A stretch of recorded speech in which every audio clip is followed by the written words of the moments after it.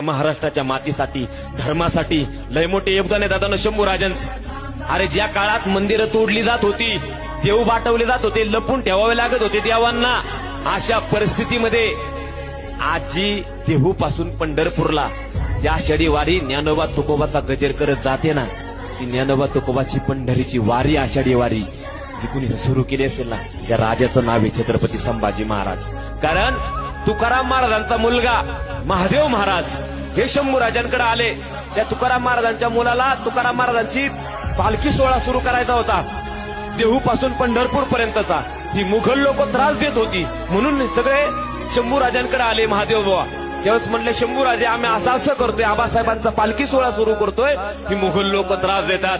दादांनो वारकऱ्याच्या केसाला धक्का लागला, एवढे दिवसाने माझे शंभू राजे उठले ना, लागोलाग काही निवडक फौज आषाढी वारीच्या संरक्षणासाठी देहू पासून पंढरपूर पर्यंत सगळे स्वराज्याचे सैनिक मावळे वारकऱ्यांना सांभाळायला धारकरी भगवे झेंडे घेऊन तलवारी घेऊन सगळे बाजूनी कोण अडवतोय बघूत। आता संभाजी महाराजांची सेना रणांगणात उतरली, तुकाराम महाराजांची पालखी दादांनो वाजत गाजत ज्ञानोबा तुकोबाचा गजर करत देहू पासून पंढरपूर पर्यंत। एवढंच नाही, तुकाराम महाराजांच्या पालखीला लागणारा रिंगणाचा घोडा सुद्धा दरवर्षी माझ्या शंभू राजांच्या स्वराज्यातून यायचा दादांनो।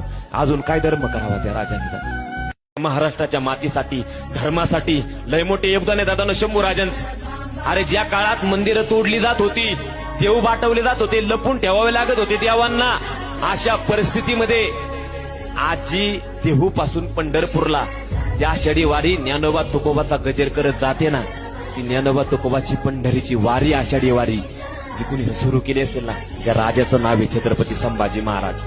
कारण तुकाराम महाराजांचा मुलगा महादेव महाराज हे शंभू राजांकडे आले। त्या तुकाराम महाराजांच्या मुलाला तुकाराम महाराजांची पालखी सोहळा सुरू करायचा होता, देहू पासून पंढरपूर पर्यंतचा। ही मुघल लोक त्रास देत होती, म्हणून सगळे शंभू राजांकडे आले महादेव बाबा।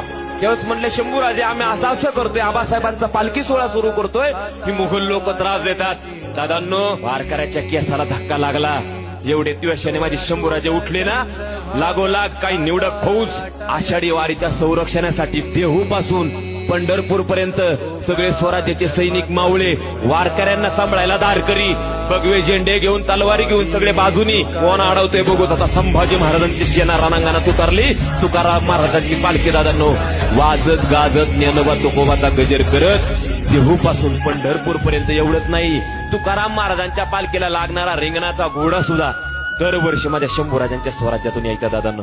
अजून काय धर्म करावा त्या राजांनी?